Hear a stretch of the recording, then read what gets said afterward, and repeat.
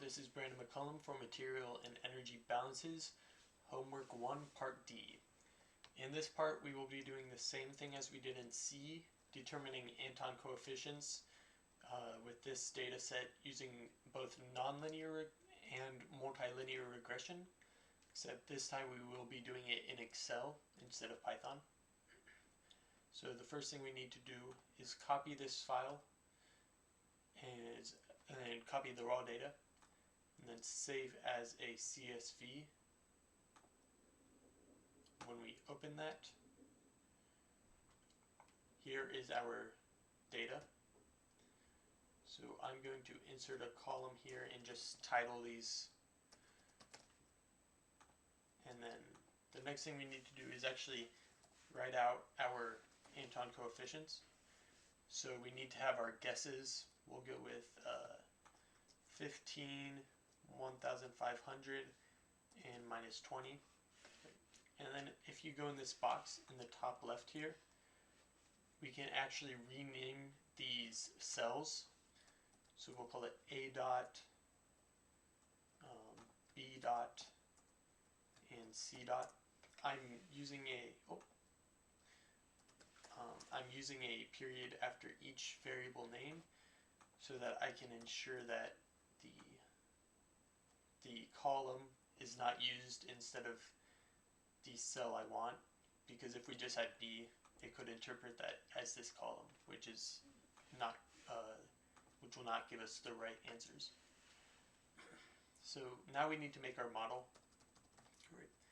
So we had the vapor pressure equals 10 to the power of A minus B over T, which in this case is A2, plus C. Alright.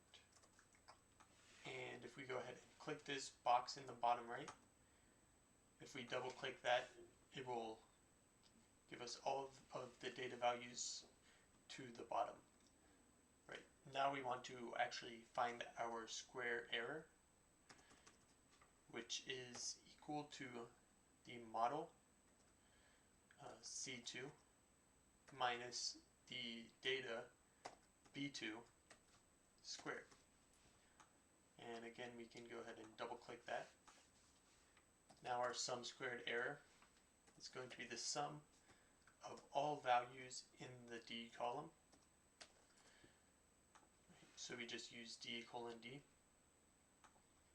And then we go to data, this solver icon in the top right. It may not be there for you.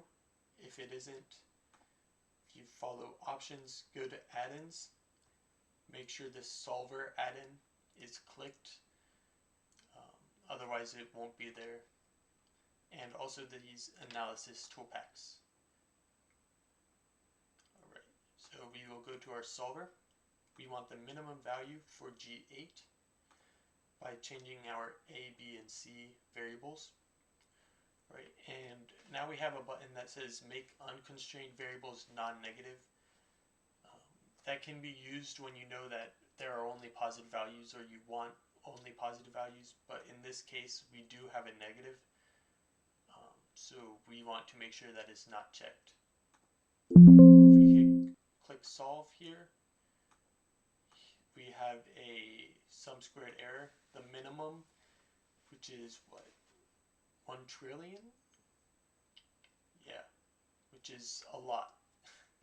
So that kind of shows that this isn't very good using the square error with these large numbers down here.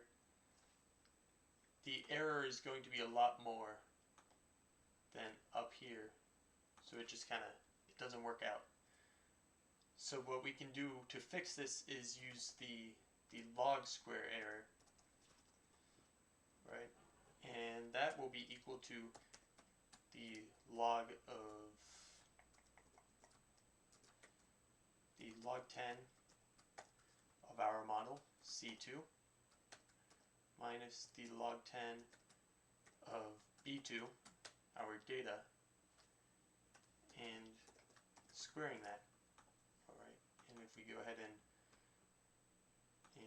double click that, we have all our values, and we can say log SSE equals the sum of all of the data in the E column, and we can go to solver. This time we want to minimize H10, and if we solve that, here we have a very small number. It worked a lot better, and now we have some good Antoine coefficients. Right. Now to do this using the decision matrix. So in the first column of the decision matrix, we had all of our temperature values. Right, so we can just put in equals A2, and if we highlight all the way down, adds in all of the values. The next column was our negative log of vapor pressure, which I should put NEG for negative, so there aren't any issues there. And that equals the negative log 10 of B2. And if we double click that. Now the third column was a set of all ones, but we don't need to input this because that can be used as our intercept later. Alright, so on the right side of the equation we had T, the temperature, times the log of vapor pressure. Right. So we can just put in equals A2 times log base 10 of B2. And if we double click that, here we have all of our values. And to actually solve this matrix, we will go to data analysis.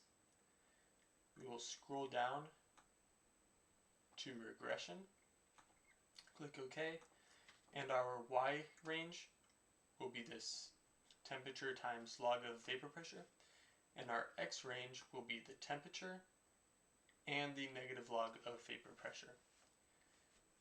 And we will output that onto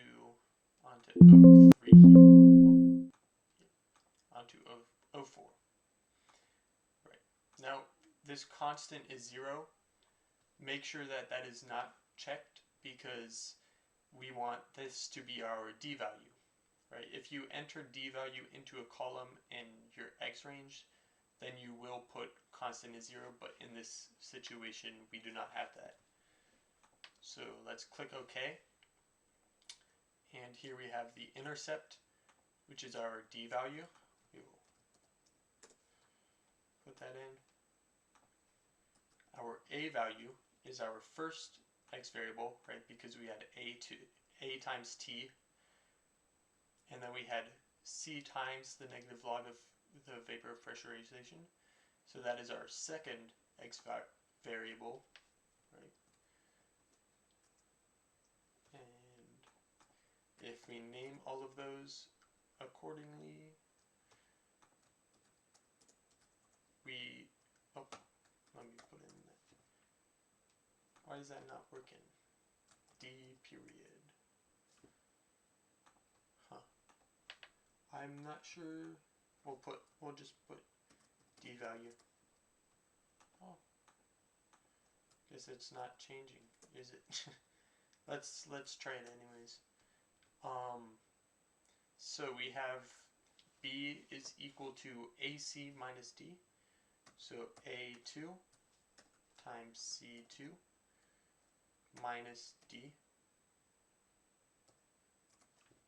Alright. And now we have our B value. So I'll go ahead and enter A, B, and C, and this equals C2, and this equals A2. Alright. And here are Antoine coefficients for the multilinear regression using the decision matrix. And thank you.